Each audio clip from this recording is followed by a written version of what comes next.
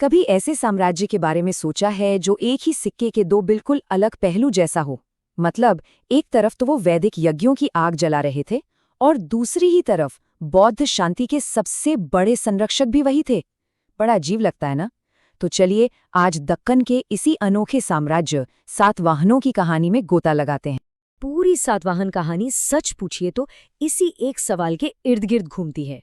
ये एक पहेली जैसी है। जरा सोचकर देखिए, एक तरफ वैदिक धर्म जो यज्ञ, बलि और ब्राह्मणों की सर्वोच्चता पर टिका था, और ठीक इसके उलट दूसरी तरफ बौद्ध धर्म जो अहिंसा, त्याग और मठवासी जीवन की बात करता था। मतलब दो बिल्कुल अलग अलग रास्ते, फिर भी सातवाहनों ने दोनों को अपनाया। पर सवाल ये है कि कैसे? यही तो समझना है। ये देखिए, एक तरफ तो वो अश्वमेध यज्ञ जैसे बड़े बड़े अनुष्ठान कर रहे हैं। मतलब एक राजा अपनी ताकत साबित करने के लिए घोड़े की बलि दे रहा है, और वहीं दूसरी तरफ उन्होंने अमरावती में दुनिया के सबसे खूबसूरत बौद्ध स्तूपों में से एक को बनाने में मदद की।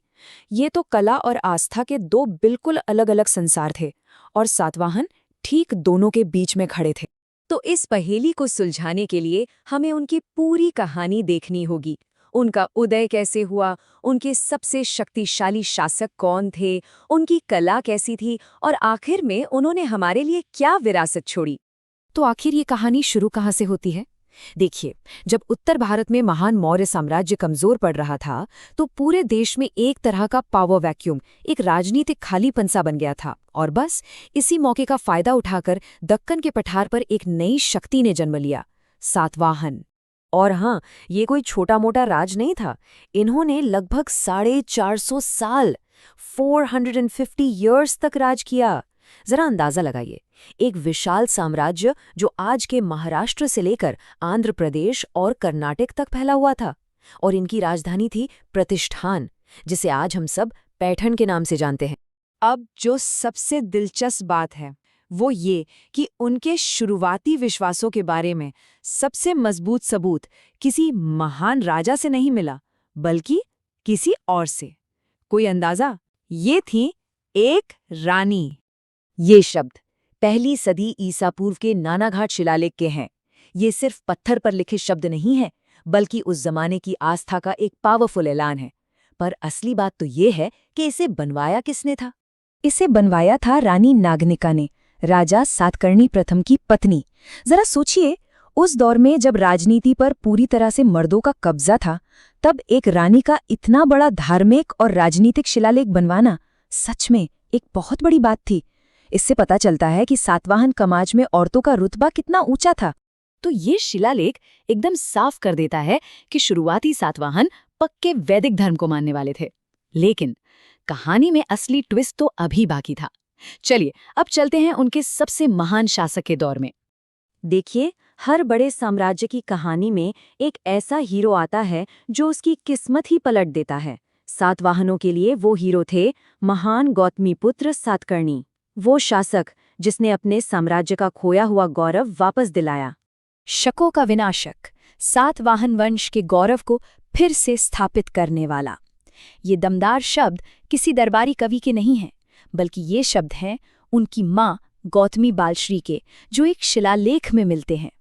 इन शब्दों में जो गर्व है, जो शक्ति है, उसे महसूस किया जा सकता है। उन्होंने सिर्फ विदेशी हमलावरों शकों को ही नहीं हराया, बल्कि एक ऐसी परंपरा शुरू की जो बहुत अनोखी थी। वो पहले राजा थे जिन्होंने अपने नाम के आगे अपनी माँ का नाम लगाया, गौतमी पुत्र, यानी गौतमी का बेटा। हाँ, ये बात सही है कि राजगद्दी तो पिता से बेटे को ही मिलती थी, जिसे हम पैट्रीलिनियल सिस्टम कहते हैं। लेकिन अपनी माँ को इतना बड़ा सम्मान देना, ये वाकई एक बहुत बड़ी बात थी। तो देखिए, एक तरफ गौतमीपुत्र खुद को एकमात्र ब्राह्मण बता रहे हैं, वैदिक परंपरा को मजबूती दे रहे हैं, लेकिन ठीक उसी समय सातवाहन साम्राज्य में एक बिल्कुल ही अलग कला और धर्म फल फूल रहा था। और यहीं से कहानी का सबसे मजेदार हिस्सा शुरू होता है। ये लोग सातवाहन अमरावती कला शैली के सबसे बड़े पेट्रन्स थे। और ये जो अमरावती शैली थी ना, ये प्राचीन भारत की सबसे खूबसूरत बौद्ध मूर्तिकला शैलियों में से एक मानी जाती है। अपनी नज़ाकत और एकदम लाइफ लाइक मूर्तियों के लिए ये मशहूर थी। बस एक बार कल्पना करके देखिए, सफेद संगमरमर पर तराशी गई मूर्तियां जो भगवान बुद्ध के जीवन की पूरी कहानी बयां कर रही हैं। इन मूर्तियों में इंसानी भाव और गति इतनी नेचुरल होती थी कि ऐसा लगता था मानो पत्थर अभी बोल पड़ेगा। ये कला सच में बौद्ध धर्म की आत्मा को पत्थर में जिंदा कर रही थी। और बात सिर्फ स्तूपों तक ही नहीं रुकी। उन्होंने बड़ी बड़ी चट्टानों को काटकर शानदार प्रार्थना घर और मठ भी बनवाए। इन प्रार्थना घरों को चैत्य कहते थे, जहां बौद्ध भिक्षु पूजा पाठ करते थे, और मठों को विहार कहा जाता था, जहां वो रहते थे। कार्ले का जो चैत्य हॉल है ना, वो उसका एक जबरदस्त उदाहरण है। आज भी उसे देखकर लोग हैरान रह जाते हैं। तो सातवाहनों की विरासत सिर्फ धर्म और कला तक ही सीमित नहीं थी, बिल्कुल नहीं। ये उनके शासन करने के तरीके, उनकी अर्थव्यवस्था और आखिर में उनके पतन की कहानी में भी दिखाई देती है। उनका जो एडमिनिस्ट्रेशन था ना, वो एक तरह की फ्यूडल सिस्टम पर आधारित था। मतलब सबसे ऊपर तो राजा होता था, उसके नीचे होते थे बड़े बड़े सामंत जिन्हें महाभोज कहते थे, और फिर आते थे स्थानीय गवर्नर जो अक्सर सेनापति हुआ करते थे। देखिए, इस सिस्टम ने साम्राज्य को जोड़े रखने में मदद तो की, लेकिन मजे की बात यह है कि बाद में यही उनके पतन का कारण भी बना। ये लोग सिर्फ महान योद्धा और बिल्डर ही नहीं थे, बल्कि बहुत होशियार व्यापारी भी थे। उनकी दौलत का एक बहुत बड़ा हिस्सा समुद्री व्यापार से आता था, खासकर रोम के साथ होने वाले ट्रेड से। राजा यज्ञश्री सातकर्णी ने तो अपने सिक्कों पर 2 मस्तूल वाले जहाजों की तस्वीर छपवाई थी। ये इस बात का खुला ऐलान था कि समंदर पर उनका राज चलता है और उनका मैरिटाइम ट्रेड कितना मजबूत है।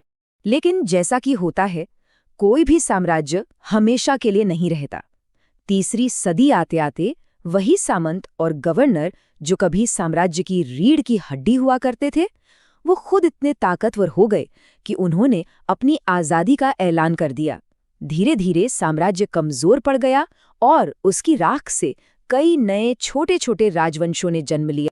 तो चलिए अब घूम फिरकर अपने पहले सवाल पर वापस आते हैं। सातवाहनों का ये जो दोहरा संरक्षण था, ये कोई गलती या कंफ्यूजन नहीं था। नहीं, ये तो असल में राज करने की एक बहुत ही सोची समझी, एक स्मार्ट स्ट्रैटेजी थी। जरा सोचिए ना, कितना क्लेवर मूव था। वैदिक यज्ञों के जरिए उन्होंने योद्धाओं और ब्राह्मणों को अपने पाले में रखा और एक शक्तिशाली राजा वाली अपनी इमेज मजबूत की। और दूसरी तरफ बौद्ध धर्म को सपोर्ट देकर उन्होंने उस दौर के अमीर और प्रभावशाली व्यापारी वर्ग का भरोसा जीत लिया। क्या शानदार बैलेंस था। तो सातवाहनों की कहानी हमें यही सिखाती है कि इतिहास कभी भी ब्लैक एंड व्हाइट नहीं होता। यह हमेशा शक्ति, आस्था और पहचान के बीच एक बड़े ही नाजुक संतुलन की कहानी होती है। और ये हमें एक सवाल के साथ छोड़ जाती है कि आखिर प्राचीन भारत में शक्ति और धर्म की ये जो जुगलबंदी थी, वो हमें उस दौर के बारे में क्या बताती है।